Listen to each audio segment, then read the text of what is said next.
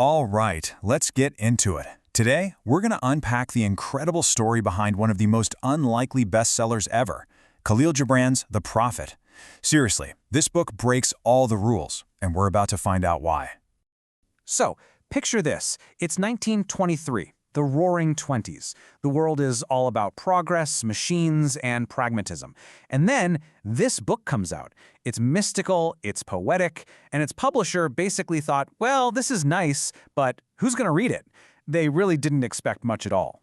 And for a minute there, they were right. The first year, it sold just over 1,000 copies. Barely a blip. But then, something really weird started to happen. It didn't just disappear.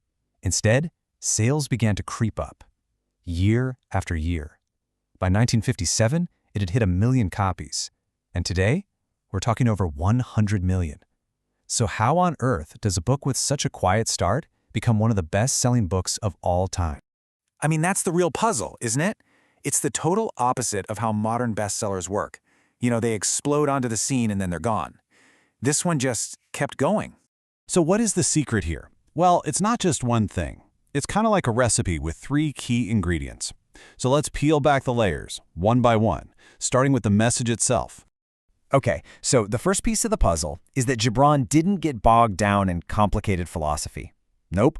He went straight for the big stuff, the universal experiences that connect every single one of us. And just look at these themes. This is, well, it's life, right? Love, marriage, kids, work, joy, sorrow, even death. He gives us guidance on the things we all wrestle with, which is why his words feel just as relevant today as they did 100 years ago. Take his thoughts on children, for example. In just a couple of sentences, he can totally flip the way you think about being a parent. He writes, "Your children are not your children. They're the sons and daughters of life's longing for itself." Just, wow. Think about that for a second. That one idea can shift your entire perspective. It's so deep, but it's also so simple you can carry it with you. That's the genius of his writing. And he does the exact same thing with the idea of giving. He lifts it from being about just stuff and turns it into something much, much bigger. You give but little when you give of your possessions. It is when you give of yourself that you truly give. See? He just cuts right to the heart of it. It's not about what you own, it's about what you offer from your spirit. And that call to get back in touch with our humanity, that's a huge part of why people love this book. You'll also notice his wisdom is always tied to the natural world, to fields and streams and shepherds. It gives his ideas this timeless, earthy feel, you know? It's like he's pulling us out of our chaotic modern lives and reminding us what's real and essential. But it's not just what he says. Secret number 2 is all about how he says it.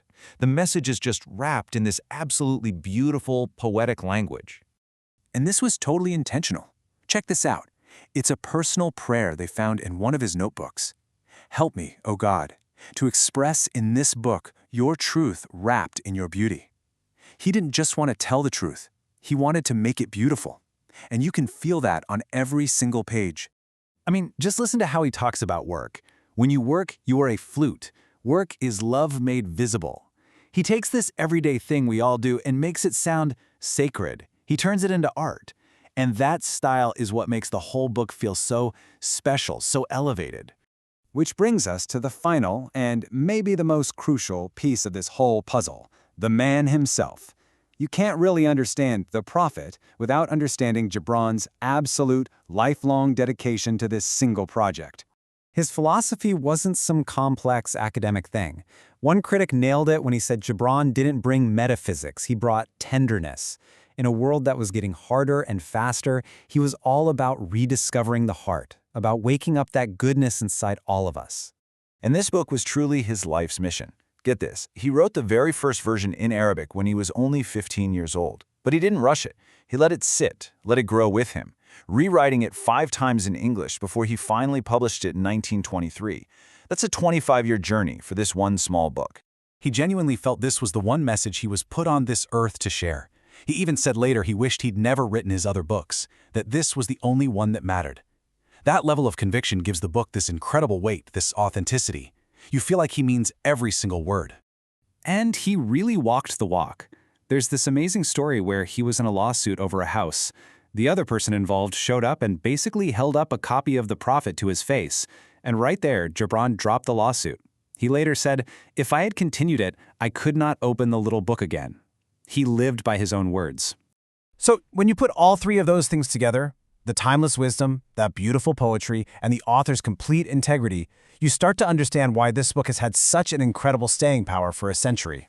This is why people don't just read it once and put it on a shelf. It becomes a friend, a source of comfort.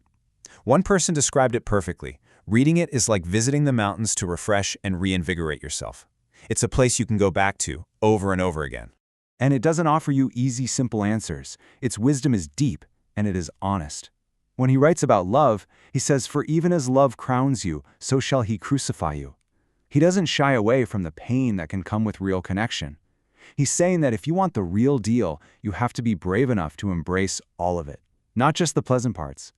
And that kind of leads to a final thought. Maybe the true secret of the prophet is that it doesn't shout at you. It whispers.